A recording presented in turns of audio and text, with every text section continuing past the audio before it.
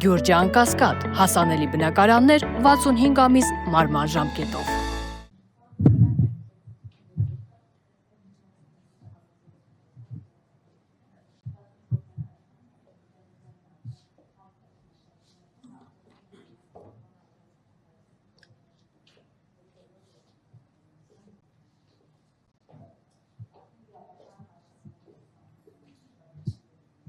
Ինչ ասեմ, չգիտեմ ինչ ասեմ։ Վերադարձեք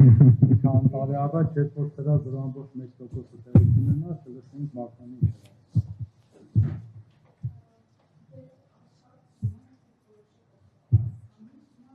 Կներկայանաք։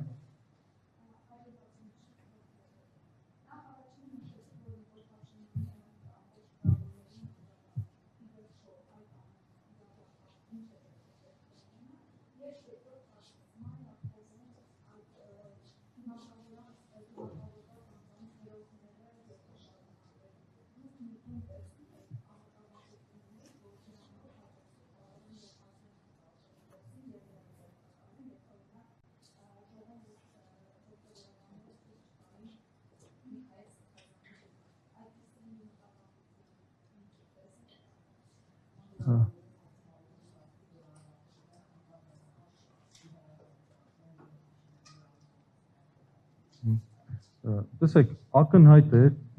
Նիկոլ Փաշինյանը իր նպատակին ուզում է հասնել։ Եթե տեսնում եք, նա նույնիսկ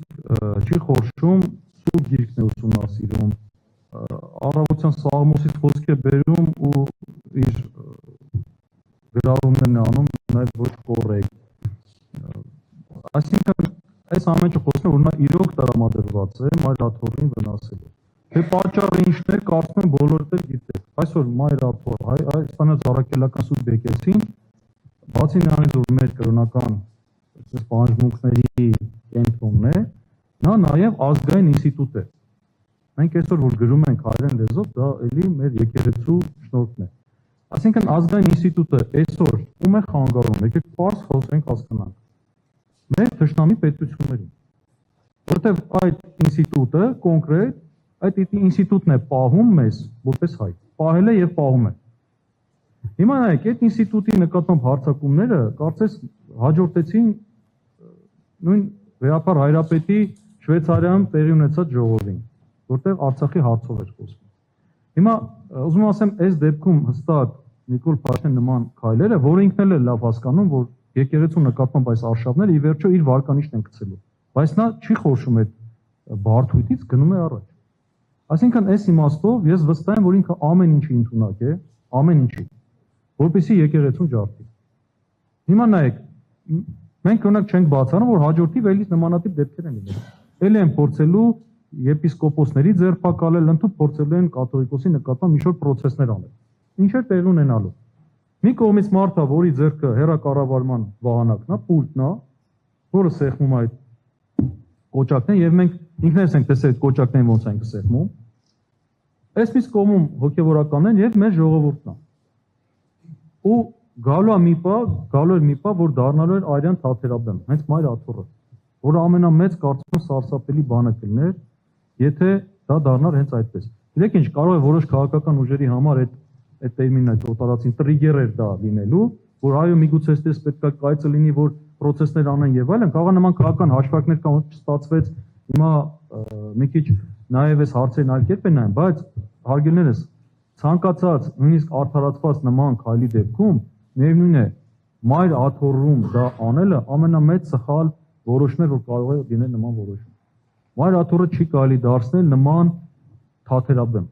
Ուղղակի չի կարելի այդ սուրբ պատերի ներսում նման բան փորձել անել։ Այս ինչու էլ որ եղավ, սա էլ աննախադեպ էր եւ մենք էլ այս երևույթը պետք է մարսենք, որ նման զինված այդ քանակի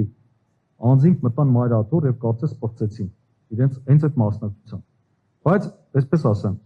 ես ինքս անձամբ իմ անունից կարող եմ ասել, ես վստահ եմ, որ իրենք ամեն միջոց ձեռնարկել են եւ ավելին։ Իրենք դրա իրավական, ձևական այդ իրավական կողմը ունեն։ Ավելին, երբ որ իրանք մեկ անգամ նահանջեցին քրեական գործ հարուցեցին խոչընդոտելու հետ կապված, իրենց ուղիղ մտադրությունը պարզ եղավ։ Այսինքն իրենք հաջորդիվ գալու էին ավելի մեծ ուժերով,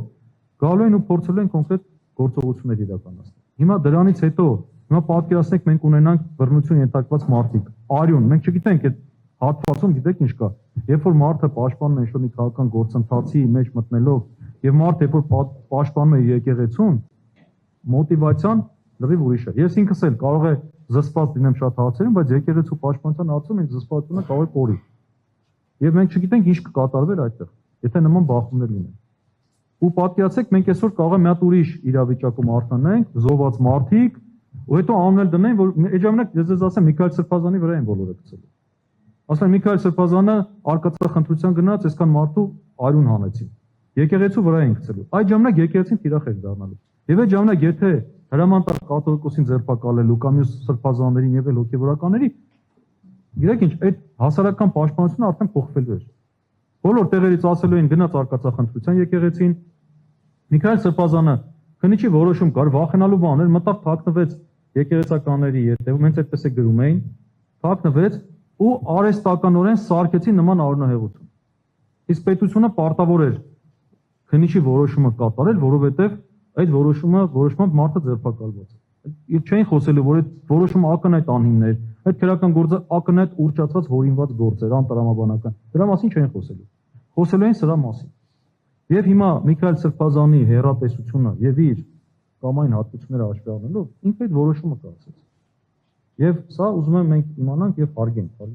Ինքն է որոշել։ Դուք եթե իրեն ճանաչեք, իրեն ճպտեք, տեսնեք, որ իր վրա չեն կարող ազդել։ Կաթողիկոսն իր վրա չի կարող ազդել, այսպես ասեմ։ Ինքը եթե որոշել է, ինքը եթե համարում պետք է ինքը խոսի, ինքը խոսում է։ Նայեք, ես ձեզ ոնց որ մի ներքին խոսակցություն ասի, ես խորհուրդ տվեցի, ասի խնդրում եմ լրագրողների մոտ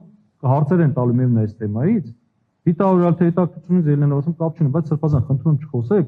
գնանք տեսնենք քննիչը ինչ է մեզ մեղադրում, հասկանանք ինչի մասին է խոսքը, կարող է ձեր բառը օգտագործեն ձեր դեմ, խնդրում եմ չխոսեք։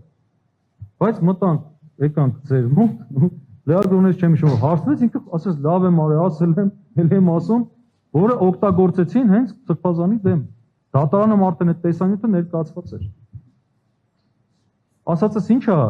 ինձ էլ չլսեց։ Չէ, խորհրդվեց, ասի, ուզում ասեմ, ինքը եթե որոշել, որ մի բան սխալ է, ինքը կաներ իր ուզածով։ Դրա համար հանձնվել բառն է սխալ, ինքը չի հանձնվել, հարգելս, այնպես չի, որ ինքը նայություն ունենը չհանձնվելու, հանձնվել է։ Ինքը չէր կարող չգնալ, իրեն հարկադրաբար էին տանելու, կամ եղավ ամենաչարիած, ասեմ, փոքրագույնը, ինքը իր ոտքով հասավ մինչև քննիչի սենյակը։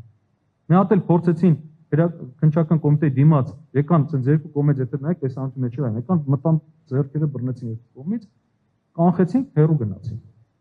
Ես անկեղծած մտածում եմ շոու են անելու, հենց այդտեղ բռնելու են, մի հատ փորձել են ինչ-որ մի բան անել, բայց լավ էր, ես ուրախ եմ, որ մեր ոստիկանների եւ ԱԱԾ որոշ աշխատողների միջեւ, թե շեշտադրում որոշ, դեռ այդ ներքին խիղճը մնացել է եւ դեռ այդ կարմիր գծերը չեն ասում։ Բայց դուք հավատացեք, երբ որ տեղի անանում այդ գործընթացը, երկու մարդ ոստիկան եւ քաղաքացի, երբ որ նույնիսկ ամենաբարձր դաստիարակչական ցենզ ունեցող, երբ որ քաշուկի ժամանակ իրար հզմշտում են, այդ ժամանակ այդ կարմիր գծերը ջնջվում են։ Այդ ոստիկանի դեմքը այլայլվում է, ինքը մոռանում է, որ ինքը ոստիկանը պետք է զսպված լինի, դառնում է մի հատ տղայական, ասենք, բաներով, գաղափարներով բեկարվող անձ, այն գրագետ քաղաքացին, որին քաշքշում են եւ ցավացնում են, ինքն էլ փոխվում դեմքը ծամածրում, ասում է ուրիշ կերպ այլ։ Այդ շփման ժամանակ էլ չես կարող ակնկալել, որ մարդիկ բարձր իրավագիտակցություն ցուցաբերեն եւ զսպված կպահեն իրենց։